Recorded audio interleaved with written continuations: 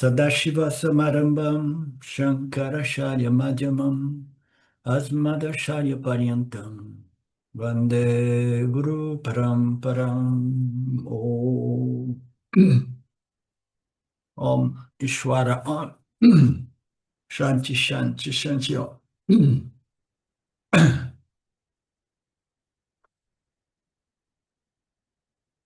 Ok. A aula de domingo, primeiro segmento, nós vimos no início do capítulo 13 a questão apresentada por Arjuna ao Lord Krishna, pedindo, né, explicação de alguns termos técnicos, né? Então, nós vimos o Kshetram e Kshetranya, que significa matéria e espírito, né? Kshetranya significa espírito, ou consciência, ou existência, realidade, ou absoluto, ou etc. E Kshetram significa o mundo material energético, né? Como nós sabemos, matéria e energia é simplesmente matéria densa ou matéria sutil. Matéria sutil vem grossificada para se tornar os elementos grossificados, o mundo material. E as energias nada mais são do que matéria sutilizada para se tornarem energias invisíveis aos nossos olhos, né? Então, nós vimos esses dois princípios, depois nós vimos aquele tema muito bonito que foi apresentado como Jnanam, Jnanam não como conhecimento, mas o conhecimento a respeito das qualificações necessárias para que a gente possa entrar neste processo upanishádico, né? Com uma boa chance de sucesso, né? E qual é o sucesso obtido aqui? O sucesso é a compreensão devidamente assimilada, internalizada, né, daquilo que é referido como Jnayam. Jnayam, ou Jnayam, né, é o último tema que nós estamos vendo nas aulas de hoje, né, que significa para Brahman, o Brahman absoluto, visto de um ângulo diferente, visto do ângulo do Sat, né? Satchitananda Brahman, o aspecto Sat de Brahman, Nyayam. Então, isso para criar uma contextualização da nossa aula de hoje. Então, o Swami estava dando algumas ilustrações a respeito daquilo que é o aspecto Nyayam, que é o aspecto Sati de Brahman, usando as mesmas metáforas ou analogias que nós usamos em relação ao aspecto Chit de Brahman, que é a fonte de consciência e de senciência humana, né? Então, do mesmo modo, nós dizemos que a consciência não é parte, produto, ou subproduto, ou propriedade da matéria. Do mesmo modo, isso se aplica à existência, né? A dinheiro. Por quê? Porque consciência e existência são como as duas faces da mesma moeda, né? Nós vimos isso ontem, né, de modo bem explicado, né, bem extensivamente exposto, né? Então, essa existência, ela não é parte, nem produto, nem propriedade, né? Ela é uma entidade. Quando a gente fala que é uma entidade, é por falta de um termo mais adequado, entendeu? Então, ela é um princípio, eu prefiro utilizar um princípio, né? Ela é um princípio totalmente livre e independente dos namarupas manifestos, né, como este mundo físico-material através do poder dos gunas de Maya. Então, toda essa projeção infinita de objetos físicos materiais, eles estão sempre brilhando com aquilo que nós chamamos de Jnana, a existência de Brahman, né, que brilha até mesmo através dos seres inertes, os seres insencientes, tá? Então, na ausência de seres, né, insencientes, digamos que a gente se encontre, eu citei um exemplo, né, a gente se encontre não, aquele ali foi um outro exemplo. É muito difícil, somente o estado de sono profundo ou o estado de Nirvikalpa Samadhi, que é totalmente irrelevante no que tange o autoconhecimento e a libertação da problemática humana, né? Então, a gente está sempre em contato com os namarupas inertes, né? A gente está sempre em contato também com os namarupas sencientes, que são outros seres vivos, até mesmo as baratas, as aranhas, as formigas, os germes, as bactérias, né? Tudo isso é parte do mundo dos jivas, né? Os dos seres sencientes, né? Então, essa existência, ela é uma entidade ou um princípio livre e independente desta manifestação física material, e ela é, embora ela seja totalmente independente, ela só pode ser verificada através desses objetos. Mas, fundamentalmente, né, se os objetos forem destruídos, ela permanece como uma existência, testemunhando, né, o quê?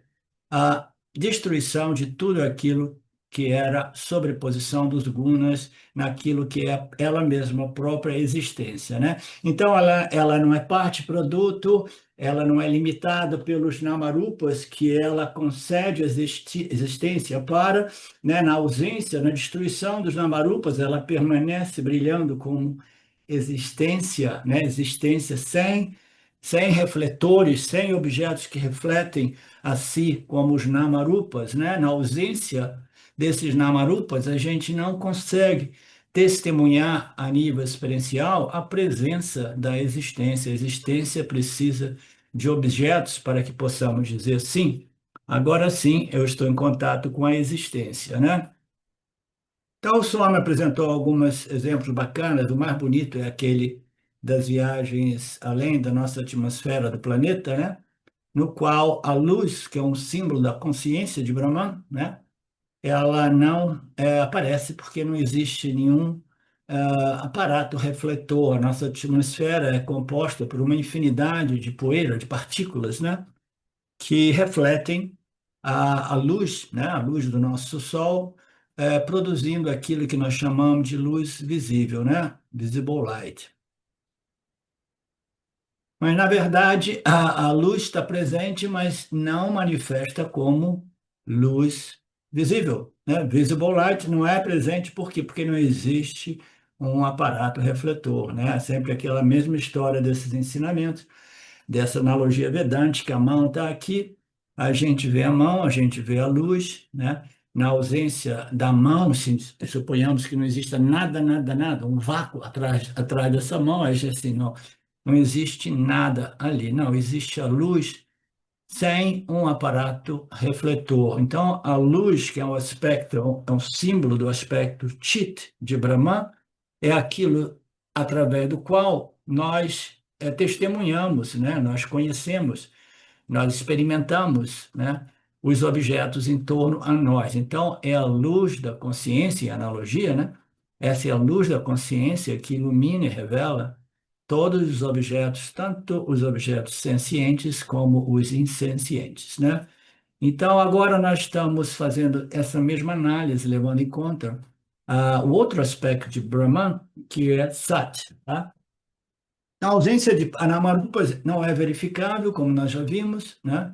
Na ausência de meios, né, ou instrumentos, né, ou veículos, né, um meio reflexivo, você não pode notar diretamente, né, sensorialmente a existência de si mesma, a existência, né? Ela requer alguns meios refletivos, né, ou alguns instrumentos, né, que possa evidenciar a existência de algo, né? Nós já sabemos, nós já compreendemos que o problema é que a gente atribui a existência a cada um desses namarupas como se a existência fosse realmente distinta, diversificada. Existe uma infinidade de existências, cada uma pertencendo a cada configuração de objetos, de namarupas, nomes e formas, né?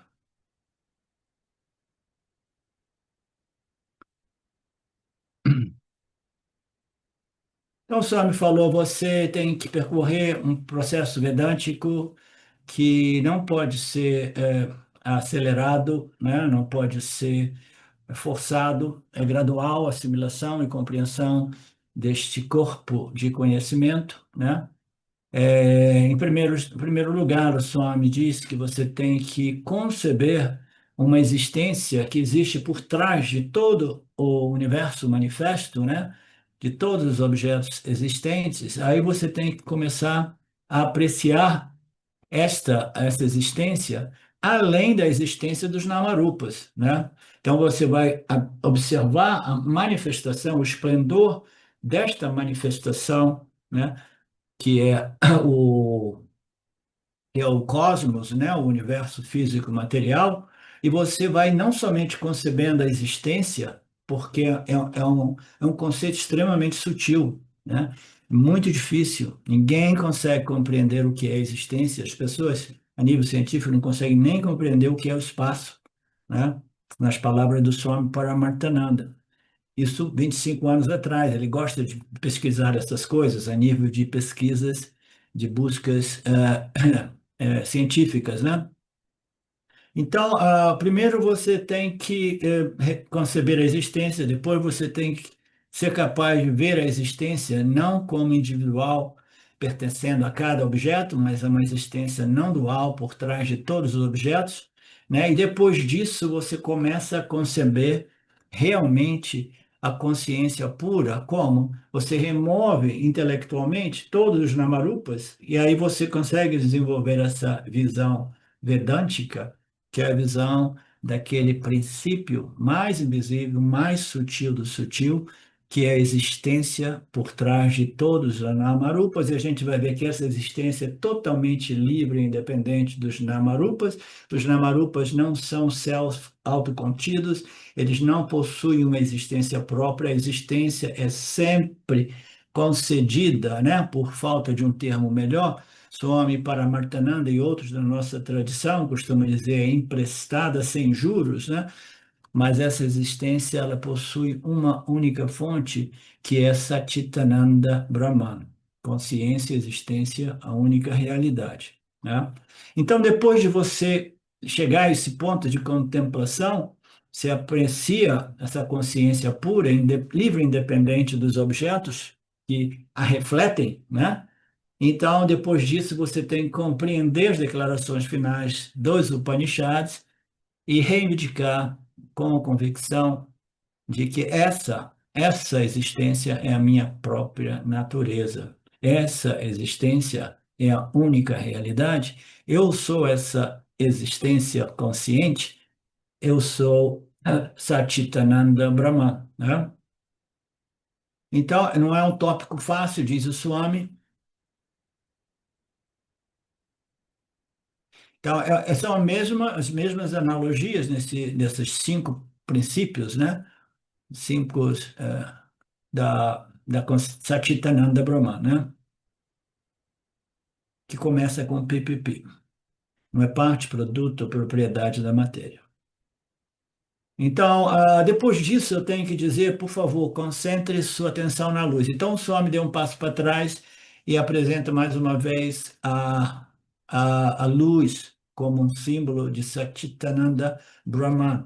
Então, a luz, ela representa muito bem, em analogia, aquilo que é a consciência, né? A consciência universal, a consciência original, a consciência pura, né? Aquela consciência através do qual, por causa do que, né, a mente humana brilha com o seu reflexo e ilumina os seus próprios meio ambientes, né? Então, nós dizemos que a mão, ela está presente porque existe a luz é a luz da lâmpada aqui, né? É a luz do sol, mas existe uma luz da luz, a luz por trás da luz, porque o Vedanta, ele não pode ser explicado diretamente como isso ou aquilo. Então, muito frequentemente, como eu disse ontem, a gente explica através das negações, não, não é isso, não é isso, não é isso, não é isso. Como no caso não é nem parte nem propriedade, nem, nem produto, né, do mundo físico material. Em outros momentos, né, a gente que mais frequente ainda, a gente utiliza o quê? Analogias, metáforas, né?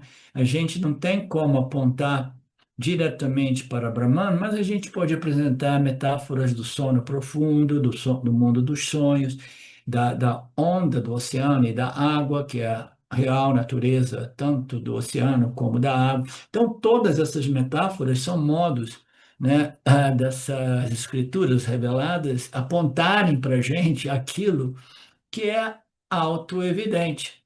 A declaração que liberta, né, a declaração final do Vedanta, é que essa existência, essa consciência, é o próprio investigador, é o próprio observador, é a consciência, a existência do observador, do inquiridor, do investigador, né?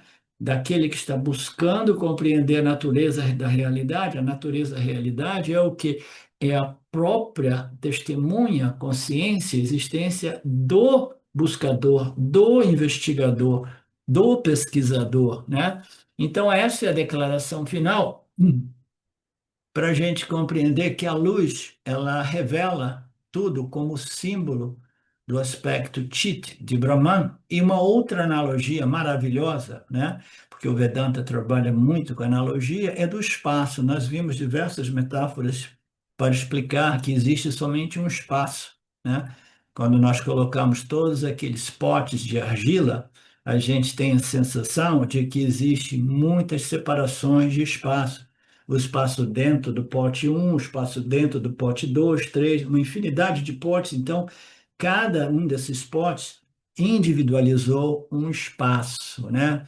Aí, os ensinamentos do Vedanta irão provar de modo lógico, claro e inequivocável que existe somente o espaço, porque o espaço dentro de cada pote é idêntico ao espaço que pervade as paredes dos potes e se estende infinitamente em todas as direções, porque o espaço dentro do âmbito de Mitya é todo pervasivo, tá? Então, o que é o espaço do espaço? O espaço do espaço, né, ele é muito bem ilustrado como a existência, é uma única existência que não está limitada à existência do corpo físico da Betânia, né, do Alexandre, do Sidem, né? É uma existência que existe, né, não confinada na periferia de cada um desses corpos, né, se expande infinitamente e que na ausência desses corpos a existência permanece livre, intocada, né? Absolutamente, puramente independente de tudo, né? Então, o espaço é um ótimo símbolo do aspecto Sat de Brahman, porque o espaço é como a propriedade do espaço é o som, mas em alguns dos textos eles dizem também que uma das propriedades ou qualidade do espaço é a qualidade de acomodação, tá? Então, o espaço, ele acomoda o mundo de todos os universos, todo mundo, até no mundo sutil existe um espaço que contém tudo aquilo. Então, nós estamos vendo o espaço como aquele recipiente que acomoda todos os objetos do planeta, do mundo, tá? Do cosmos, né? Então, do mesmo modo, a existência como o espaço do espaço, ela acomoda todos os namarupas, né? Os namarupas, nesse caso, inertes, aí cabe relembrar que o corpo-mente do indivíduo também é um objeto inerte, tá, Fabrício? O corpo-mente do indivíduo é um objeto inerte, né? Ele dança com ciência, né? Por quê? Por causa deste brilho, né? Brilho da existência, consciência, que faz de um corpo morto um corpo vivo, um ser vivo, um ser simplesmente um instrumento vivo para processar experiência, processar karma, né? Processar suas vasanas com o objetivo de desenvolver e crescer nesta sabedoria para resolver a problemática fundamental da experiência humana, que é a insegurança e um medo terrível, né, daquilo que é a limitação temporal, que significa dizer tudo que nasce, cresce, envelhece, declina e morre, né? O jiva humano tem uma dificuldade de pensar nisso, muito mais dificuldade ainda de aceitar isso. Então, nós temos que ver essas analogias. A luz, você vê a luz, uma vez que você tenha compreendido a luz, você imagina a luz pura, fazendo, apontando para a luz da consciência. Então, o que que ocorre aqui? Existe a luz da consciência, sim. Quando ela bate no meu intelecto humano, o que que ocorre? Ela produz a minha consciência humana. O que é a consciência humana? É a consciência original, colorida, assim por dizer, por todos os materiais, as propriedades, as qualidades desta mente, tá? Meus conceitos, os meus programas, né? As minhas ideias, os meus desejos, os meus medos. Então, esta consciência pura, né? Ela aparece como o intelecto humano. A maioria das pessoas por aí pensa que o intelecto humano, a mente humana, é a consciência que se expande, que cresce. Não, aquilo ali é a consciência, assim por dizer, refletida, uma consciência que brilha como um mero reflexo, assim como a luz reflete nessa infinidade de poeira atmosférica, produzindo a sensação de luz que nós curtimos aqui entre o dia e a noite, né? Então, nós somos convidados, né, a simplesmente acompanharmos essas exposições e começar a vislumbrar ou desenvolver uma perspectiva desta consciência que não é a mente, né? Então, este Viveka Shakti, que é um poder de discernimento, de compreensão, de determinação, de discriminação, né? Disponível para o ser humano, né? Ele precisa ser tão refinado, tão sutilizado, para conseguir fazer esse discernimento, que é o mais sutil do sutil, porque é discernir um intelecto que já está muito sutilizado, tá? A mente já é um objeto sutil, o intelecto é aquilo que existe mais sutil no âmbito da mente humana, né? Então, você está lidando com um intelecto sutil, ainda mais sutilizado através do processo de desenvolvimento das qualificações para o Vedanta, né? Então, nós estamos lidando com dois princípios extremamente sutis, uma mente sutilizada e a consciência, que é o mais sutil do sutil. A consciência é absolutamente sutil, por quê? Porque ela não possui nenhum gunas do Maya, ela não possui nenhum atributo, nenhuma propriedade, nenhuma qualidade, né? O intelecto humano, ele é cheio de gunas do Maya. É por isso que o intelecto humano, né, aqueles mais grosseiros, se sentem, né, se acham e veem eu isso, eu aquilo, quer sempre contar história. Por quê? Eles são dominados pelos gunas de Maya que produzem o Mister Ego, né? E o senso de ser alguma coisa muito importante, muito especial, muito única, etc, etc, né? Então, esta distinção entre o intelecto já foi se utilizado através desse processo vedântico, né? E a consciência que não possui nenhum gunas. Esse intelecto, ele purificou, ele se sutilizou, ele se refinou. Quando ele se refina, o que que ocorre? Ele vai se tornando mais e mais um reflexo de Sattva Guna que produz uma clareza, os conceitos vão ficando fora e você vai ouvindo os ensinamentos, entendeu? Os ensinamentos vão ressonando e você vai compreendendo esses ensinamentos que revelam a sua real natureza, que depende desta discriminação, né, ou distinção, né, entre aquilo que é o intelecto altamente preparado, purificado, sutilizado, mas ainda assim você tem que fazer a separação intelectual, cognitivo, entre este intelecto e a consciência, existência, aquilo que é o mais sutil, porque não é colorido, assim por dizer, não existe nenhuma sobreposição dos atributos, propriedades e qualidades referentes a toda e qualquer configuração dos gunas de Maya, tá? Então, este é o processo vedântico. Você retira a mão, você retira os objetos que refletem a existência, né? Silenciosamente, e aí você começa a contemplar. E agora, onde está essa luz da consciência na ausência de objetos sencientes, né? Onde está a existência de Brahman, né? Na ausência de objetos inertes, né? Então, essa luz e essa existência é aquilo por causa do qual, né, você experimenta e reconhece e verifica todos os objetos, tanto os objetos inertes como os objetos sencientes do universo, tá? Então, você retira a luz, né?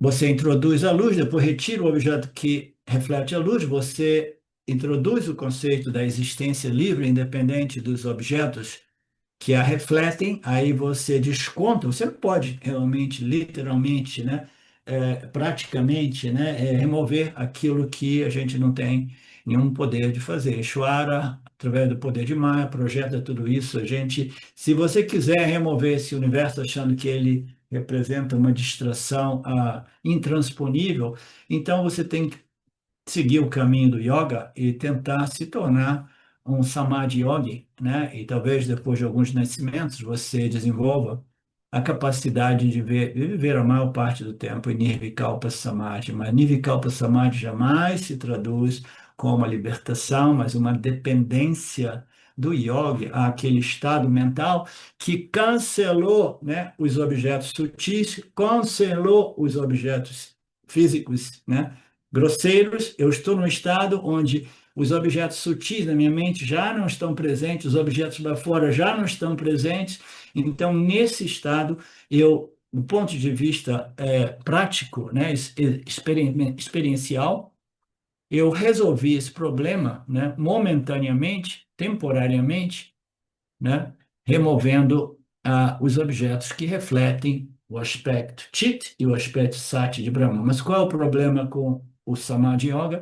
É que se vier uma mosca que der uma mordida no nariz do yogi, ele sai daquele estado e aí, imediatamente ele se sente limitado. Por quê? Pela presença, né? A presença do aspecto Sat de Brahman e o aspecto Chit de Brahman. O aspecto Chit de Brahman se manifesta como o processo mental do próprio yogi, que ele acha que aquilo ali não deveria estar presente, e o aspecto Sati de Brahman se manifesta como o mundo dos objetos inertes, que o yogi vai achar, não, isso não é admissível, não é aceitável, né? E aí o yogi, ele mais uma vez se sente limitado por aquilo que é a projeção de Maheshwara, que pertence a Maheshwara e que nós não temos nenhum poder realmente de cancelar. A gente cancela essa projeção que distrai e que prende a consciência humana através da compreensão de que essa projeção aparente,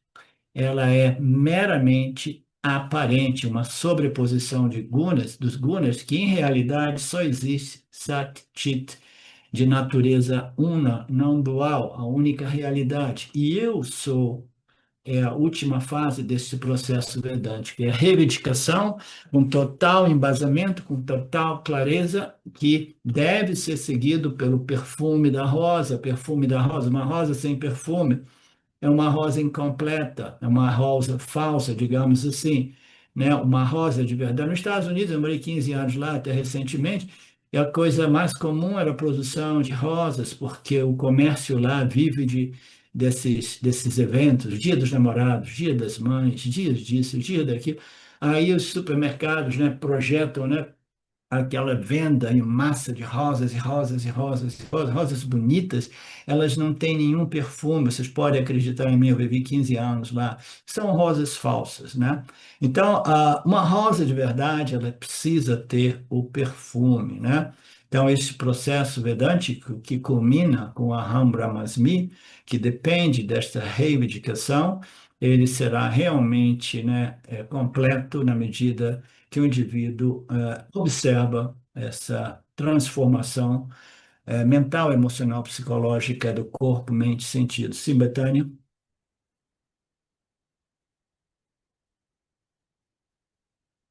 Oi, professor. É, Só que você falou uma coisa que para mim foi. Meu intelecto falou, puxa, é por isso, né? Das explicações do Vedanta. Então, você falou assim: a consciência refletida, né? Até a refletida, é o mais sutil do sutil, porque ela não possui nenhuma guna porque não possui nenhum guna, nenhum elemento, nenhum namarupa, por isso que não é perceptível a nível sensorial, né? Então, eu achei isso importante, porque às vezes você fala, como que não é perceptível? É, nossa, como assim não é perceptível? Mas a partir do momento que as escrituras trazem que, novamente, né, que não possui nenhuma guna, nenhum elemento, nenhum namarupa, por isso que não é perceptível. Eu achei isso muito importante para mim, Sim. de, Então, de bom que tenha sido importante para você, eu espero que tenha sido importante para outras pessoas também, porque isso ilustra a dificuldade de fazer esse trabalho. Então, todos nós sabemos que o ser humano, esse organismo, esse complexo, né, mais desenvolvido, né, mais sofisticado, esse organismo vivo, possui uma capacidade cognitiva e intelectual que nos permite o Viveka Shakti, o poder de discernir, determinar, né, etc., etc., discriminar. Então, essa discriminação, a nível grosseiro, é muito simples, porque ela é guiada, é governada por o que eu gosto e o que eu não gosto. Eu saio por aí discriminando o que eu quero, o que eu não quero, o que é atrativo e o que é repulsivo. Então, a grande maioria de nós vive neste nível de discriminação, tá? De discernimento, né? Entre o que eu quero, o que eu não quero, o que eu gosto, o que eu não gosto. Então, quando nós entramos nesse processo, o primeiro passo, né? Eu vou me repetindo aqui para que todo mundo, porque isso vai entrando devagarzinho também. O segundo passo é você começar a sacrificar o que você gosta e o que você não gosta, seus quereres e não quereres, os seus gostos e desgostos, no altar do Dharma. Você vai dizer, não, eu adoro isso, mas isso é negativo para mim e para os meus filhos, para as pessoas ao meu redor. Então, eu vou sacrificar esta vasta, né, esse desejo, né, ou esse medo, né? Então, o segundo passo, o primeiro passo é esse, né? De uma pessoa que vive a nível mais animal, discernindo somente entre o que eu gosto e o que eu não gosto, eu começo a discernir entre aquilo que adiciona valor ao campo e a mim mesmo e aquilo que não adiciona valor ao campo. Aí depois, quando nós entramos num outro nível, né?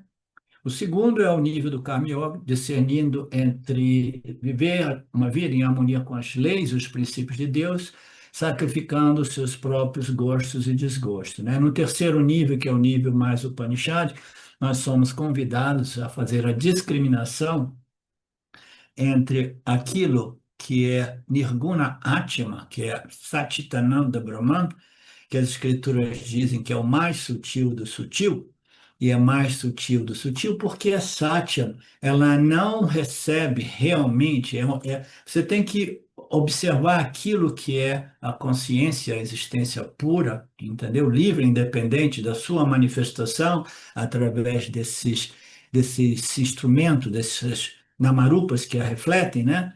Então, nós temos que conceber isso como a base de tudo, que é livre e independente. É livre e independente por quê? Porque ela é antes, assim por dizer, do processo da causalidade. Causalidade existe no momento que a projeção de mais estabelece o tempo e o espaço, e aí cada coisa que ocorre, cada objeto, cada palavra, cada ação, impacta os outros princípios, os outros elementos do campo, produzindo efeitos, os efeitos vão se tornando causas para outros efeitos. Então, essa explosão de causalidade existe no âmbito de mídia. O intelecto humano existe ali, entendeu? Por exemplo, se eu falo alguma coisa forte aqui, ofensiva a você, Betânia, por exemplo, como exemplo, aí o que que ocorre?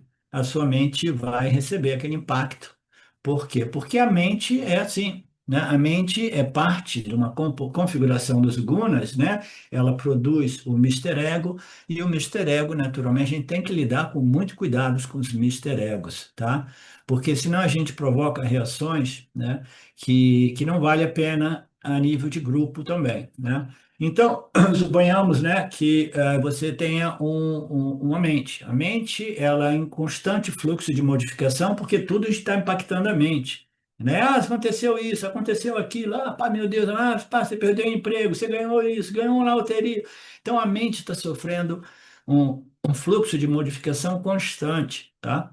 Então, o que é uma mente purificada, uma mente realmente mais satívica, é uma mente mais equânime, uma mente mais preparada, que desenvolveu aquelas virtudes, aquelas qualificações através da compreensão do karma, dharma e a prática do upasana. Então, essa mente, ela é mais forte, ela é mais estável, ela é mais equilibrada, né? Então, essa mente é uma mente mais sutil, mais, né, equânime, e tem um Vivekachakti mais desenvolvido também. Então, nós estamos lidando, porque a mente, em geral, quando a gente fala sobre a mente, o corpo sutil, é uma configuração obtida através de muito Sattva Guna, né? Todos os aspectos do Sattva, de cada um dos elementos, eles são extraídos para produzir o corpo sutil. Mas ainda assim, no corpo sutil, esse aparato refletor, existem inclusões de muitos tamas e rajas também. Por isso que o processo de purificação, desenvolvimento, refinamento, preparação da mente envolve conversão dos gunas.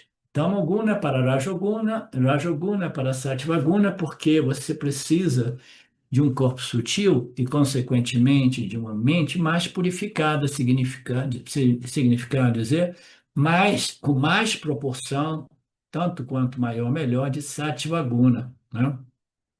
Então, você tem o caso ali, Betânia, de uma mente, de um intelecto muito satível, que já é realmente um princípio extremamente sutil.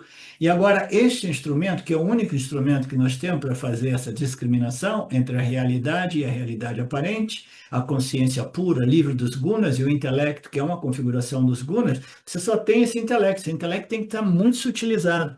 Esse intelecto vai fazer uma discriminação em toda honestidade, em toda integridade, dizendo assim, não importa o quanto sábio, quanto purificado, quanto brilhante ou claro este intelecto seja, ainda assim, ele precisa saber que ele não é a realidade última. E ele precisa, em toda honestidade e integridade, se submeter a este processo vedante, entendeu? Ao invés de roubar a cena e dizer assim, eu sou o Brahman, sem compreender que eu sou Brahman, depende dessa discriminação que determina que o intelecto humano é o anátema, é o não ser, ou é o ser aparente, é um instrumento de conhecimento, e o autoconhecimento ocorre no intelecto, mas não do modo o qual nós obtemos conhecimento científico.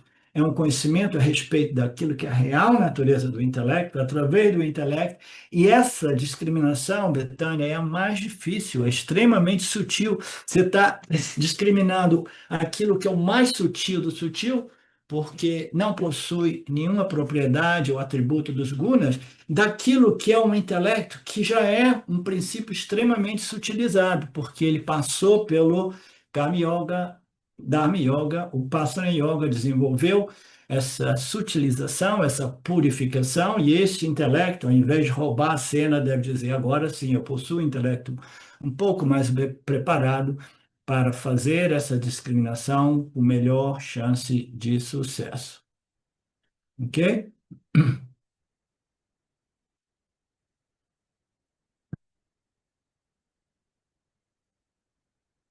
Só me apresenta aqui uma analogia, um exemplo, né, interessante, simpático. Ele apresenta um conceito Vedanta. O Vedanta, ele tem uma técnica, né, de ensino que envolve a projeção e a negação. Então, existe uma projeção enorme, né, nos Vedas, principalmente, de conceitos a respeito da natureza de Deus, a natureza da realidade. Então, a gente projeta esses conceitos, por quê? Porque a maioria das mentes que entram em contato com os Vedas são mentes mais grosseiras.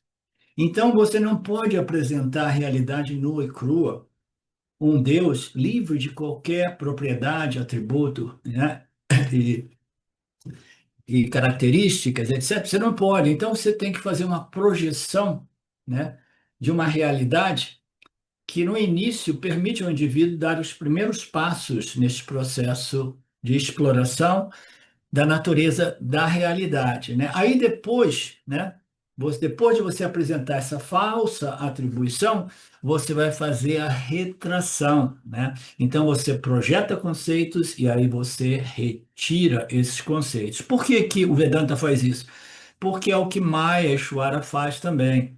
Ele projeta os namarupas do universo, dando a sensação aos seus jivas, que são partes integrantes dessa projeção, né? Dando a impressão aos jivas de que a realidade é pluralidade, a realidade é a dualidade, conhecedor, conhecido, experienciador, experienciado, né? Então, ele faz tudo isso, aí logo depois ele começa a lançar as declarações védicas, vedânticas, através dos rishis, negando a realidade da dualidade, né? Então, existe uma projeção, a negação vem através dos ensinamentos do Vedanta para reverter ou corrigir a crença que a realidade é a dualidade, a realidade é a pluralidade, tá? Então, a Jaropa e a Pavada. Então, tudo aquilo que é projetado no âmbito desta tecnologia de ensino ou desse sistema de ensino, mais cedo ou mais tarde é removido como a pavada. E neste sentido, entendeu? Se apresenta a mão, né, e diz que a mão ela é revelada pela luz, né? Ah, mas eu só consigo ver a mão, tudo bem. Agora faça um esforço cognitivo intelectual, retire a mão e compreenda aquele princípio que é a luz, sem o qual a mão jamais seria revelada, experimentada e conhecida, né? Então, a Jaropa e a Pavada, projeção e retração ou negação, tá? Diga aí, Fabrício. Professor, você disse que a mente, né, é inerte, né? Ela é vivificada pela consciência. E aí, mas eu estou pensando, o intelecto, então, ele não seria, né? Porque ele tem esse poder de discernimento, de gerenciar as energias, as gunas. Então, me explica essa Não, o questão da. intelecto, tudo que existe abaixo da linha de Maia é inerte, entendeu? Até mesmo Satyavaguna, tá? Mas a gente tem que compreender, né? Porque, embora o intelecto seja, né, matéria inerte, é matéria inerte em sua natureza substância, tá? Em sua natureza energética, física, porque abaixo da linha do Criador, Maheshwar, tudo que existe é energia ou energia grossificada como matéria. Então, o intelecto é matéria muito sutil, mas ainda assim é inerte. Mas porque a matéria é sutil, ela tem um reflexo natural da consciência, o aspecto chit de Brahman, que permite a esse intelecto o desfrute daquilo que é a consciência humana, ou a consciência refletida, que embora não tenha a capacidade de conhecer tudo que existe no mundo mítia, tem a capacidade de refletir a respeito de sua própria natureza, tá? Então, o intelecto fundamentalmente é a consciência abençoa o intelecto com essa capacidade de discernimento, discriminação, determinação, até que esse intelecto seja tão mais sutilizado e refinado quanto possível, aí esse intelecto, que em realidade é inerte, tá? Mas ele brilha com a consciência emprestada, a consciência concedida, a consciência humana, e este reflexo da consciência original, ele se reflete como o quê? Uma mente muito satívica. O que é Deus? Deus nada mais é do que este ser vivo, sem quase sem nenhuma inclusão de Raja Guna e Tamo Guna, entendeu? Que é autoconsciente, consciente de tudo. Por quê? Porque é praticamente puro Sattva Guna, a sabedoria, o conhecimento supremo, né? Então, a mente humana precisa desenvolver uma determinada predominância ou proporção de Sattva-guna, né? Porque a gente não precisa de ser realmente. São duas coisas distintas, né? Coeficiente de inteligência e realmente sabedoria, realmente Sattva-guna, porque existem pessoas que são absolutamente com alto coeficiente de inteligência, QI, né? Mas ainda assim, sem nenhuma sabedoria, tá? Porque eles não vão jamais fazer uma investigação a respeito da real natureza do indivíduo para obter esse conhecimento, que é o único conhecimento que vai satisfazer o jiva humano, entendeu? Não, eles vão ficar perdidos usando todo aquele coeficiente de inteligência em buscas que fundamentalmente são irrelevantes no que tange à problemática do próprio gênio, né? Por quê? Porque ele tem um extrovertimento mental que é oposto a uma sabedoria intelectual. A sabedoria permite ao indivíduo começar a buscar a real natureza do ser em si próprio, tá? Na natureza de Deus. Então, são duas coisas distintas. Este intelecto, ele é um refletor, e quanto mais ele for composto de proporções maiores de Sattva Guna, mais ele vai ter uma clareza de percepção, uma clareza de compreensão do fenômeno, a clareza de compreensão dos ensinamentos vedânticos, a clareza de exposição desses ensinamentos. Por quê? É uma mente mais condicionada por Sattva Guna. E a gente não precisa ser um gênio com o QI do tipo 150 ou 200. A gente precisa simplesmente de uma mente mais satívica e com uma tendência espiritual de introspecção, né, de busca, né, daquilo que é a natureza da realidade, não lá fora no mundo fenomenal que os cientistas estão perdidos no, tá bom? Mas simplesmente através da busca da compreensão da natureza de si própria, a natureza de Deus, sob a luz dos ensinamentos dos Upanishads, tá? São duas coisas distintas. Sim, o intelecto é fundamentalmente inerte, mas ele é, assim por dizer, um refletor. Qual é a diferença entre um jiva, qualquer que seja o jiva, até mesmo as formigas que vivem aqui na minha chácara, é porque eles têm um corpo sutil. Quando você tem um corpo sutil, imediatamente esse fenômeno chamado senciência se manifesta. A formiga, ela sabe exatamente para onde ir, como criar uma caverna nova para sobreviver, né? E isso e aquilo. Então, ela responde aos estímulos do seu meio ambiente, tá? Então, os seres vivos são seres com três corpos: um corpo causal, um corpo sutil e um corpo físico material. É no corpo sutil que a consciência universal, não dual, a única realidade, se manifesta, produzindo a consciência refletida, que é melhor compreendida como senciência, seja ela humana, seja ela vegetal ou seja ela animal, ok? Fundamentalmente, o intelecto é inerte, mas ele tem o potencial de compreender a sua real natureza, que não é matéria inerte, mas é na consciência original, que permite ao intelecto muito bem esclarecido, muito bem educado, nos ensinamentos, a dizer: eu sou Satchitananda Brahman e você é Satchitananda Brahman, todos somos Satchitananda Brahman, só existe Satchitananda Brahman, ok?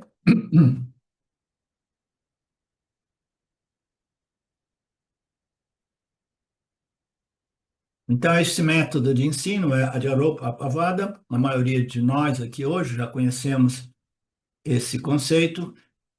Swami apresenta um outro conceito aqui em relação, né, como um paralelo à questão da mão e da luz, né? Ele diz assim: eu posso pedir a você um favor, né? Dizendo assim: traga água para mim. Então, você vai e traz água para o Swamiji. E o Swamiji, como um professor, tem alguns professores, né, principalmente aqueles do estilo antigo, né, que ficavam bravos, né, ficavam bravos e queriam dar uma lição ao discípulo, né. Aí ele ficava assim, aí ele falou: os gurus têm o privilégio de ficar bravo, mas é um teatro, digamos assim, né. Então, o que eu pedi só água, e você trouxe um copo e água, eu só pedi água, né? Aí o discípulo fala assim: "Ih, o guru pirou de vez mesmo. Como é que eu posso trazer a água sem o copo, né?" Aí só me faz umas brincadeiras: "Oh, meu Deus, todo mundo vai ficar com medo de trazer água para mim, de agora em diante. E eles vão trazer naqueles copinhos de plástico, porque se eu ficar bravo e jogar o copo neles, não vai machucar ninguém, né?" Então ele faz duas piadinhas. E então o objetivo é o quê? Eu bebo água e depois eu descarto aquilo que não é realmente relevante, mas é um instrumento, né? Um instrumento. Então eu recebo este copo, este corpo físico, esse corpo-mente, é um instrumento, né? É algo que permite me transacionar no mundo. Eu recebo isso, né? Eu bebo o néctar dos ensinamentos do Vedanta, aí eu concluir o meu processo, né, de, de vida, né, de encarnações, depois de encarnações. E aí o que que eu faço? Eu descarto o corpo físico. Que analogia seria o corpo? Descartar não significa se jogar de um precipício. Eu simplesmente atribuo realidade aparente apenas. Eu jamais, já não atribuo realidade absoluta a um corpo, mas é simplesmente uma projeção dos namarupas. O corpo, né, é uma projeção, né? Então eu digo apavada. Adyaropa, o corpo foi projetado, eu digo assim, apavada. Então agora eu rejeito o corpo e eu assumo a minha real natureza como a água que foi entregue num copo, a minha consciência humana foi entregue através do corpo-mente, eu vou rejeitar o corpo-mente cognitivamente e abraçar a minha real natureza como Satchitananda, a única realidade. É sempre a Adyaropa Apavada. É assim que os ensinamentos se movem, tá?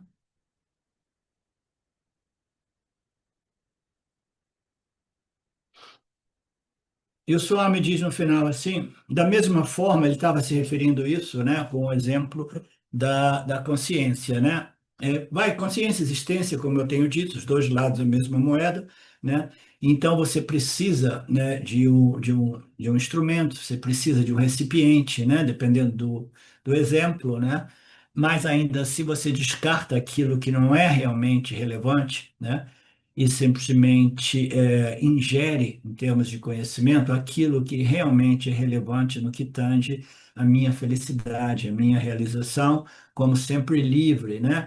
Então ele diz do mesmo modo como na consciência a existência pura jamais pode ser entendida pelo intelecto humano, tá? A existência pura. Então, a ciência quer compreender. A ciência não faz investigação sobre a natureza da existência, porque a ciência diz que a investigação sobre a natureza da existência é um tema meramente filosófico. A ciência não gosta de filosofia. A ciência faz um estudo muito profundo sobre a natureza do aspecto chit, que é a consciência. Mas elas fazem como? Elas fazem sobrepondo a mente humana na consciência, aí elas estudam a mente, esse fenômeno chamado mente, a nível coletivo e individual, pensando que eles estão investigando a real natureza da consciência. Eles não compreendem que a consciência é uma, não é plural, não existe uma infinidade de consciências, e do mesmo modo a existência. Portanto, a consciência jamais pode ser compreendida dentro do âmbito fenomenal de tudo aquilo que ocorre em mídia, que inclui a mente humana, que inclui todas as mentes, até mesmo dos outros seres vivos não humanos, como também da existência. A ciência fica mais focada de investigar a natureza da consciência, porque é mais fácil você projetar a mente na consciência e a existência permanece para a ciência um tópico a nível filosófico, portanto, a ciência não se interessa por essa investigação. Uma vez eu estava fazendo, muitos anos atrás, um seminário, né, no Oregon, com o James, no qual ele disse, ou não sei se foi ele ou se eu li em algum lugar, some, dizendo que o Vedanta é a única escola espiritual, ou filosofia espiritual, que aborda a investigação a respeito da natureza da existência, tá? É um tema muito filosófico, muito difícil, mas a consciência também, a menos que você aborde esse estudo, esta investigação, sob a luz dos ensinamentos dos Upanishads, né? Então, a ideia é essa: você introduz um conceito, introduz um objeto, aprecia o seu corpo físico, a sua mente, né? Aprecia o corpo físico e a mente, fica meio apegado no início, aí depois entra em contato com o guru, com as escrituras, se começa a desapegar, né? Aí você vai apreciar aquele instrumento, mas sem obsessão, sabendo que ele é simplesmente um veículo, um instrumento, né? O recipiente, e aí você simplesmente descarta esse corpo-mente como sendo a real natureza sua, sua real identidade, remove esse instrumento cognitivamente, o recipiente, e simplesmente mantém, retém aquilo que é a realidade, né? Que no caso do recipiente com água era a água, né? Então, do mesmo modo, todos os objetos físicos, seja um microfone, seja uma caneca, né? Você vai curtir, apreciar a existência de tudo isso. Imagina se eu viesse aqui e tivesse que, não sei nem como a gente poderia beber água, beber um líquido sem o recipiente, né? Então a gente teria que fazer satsang, o professor teria que estar no lago, aí de vez em quando pedia desculpa, entrava debaixo da água, bebia um pouco de água e voltava, porque, não, eu fiz uma discriminação e eu não aceito nenhum recipiente, não aceito nenhum instrumento, entendeu? Não, não é assim. Cognitivamente, a gente descarta o corpo físico e a mente como a minha real natureza. Isso é chamada de apavada, adhyaropa apavada, né? Aham, body, aham, corpo, mente, asmi, é aceito no início, nós entramos em contato com esses ensinamentos, aí, gradualmente, nós começamos a questionar esta identificação, considerando que ela seja realmente equivocada, segundo dizem as escrituras dos Upanishads, até que a gente tenha uma total convicção de abandonar esta convicção equivocada. Este abandono total desta convicção equivocada se chama apavada. Ok? A gente faz uma pausa de 10. Om Purnamada Purnamidam Purnamudachyate Purnasya Purnamadaya Purnameva Vashishate Om Shanti Shanti Shanti Om Namaste.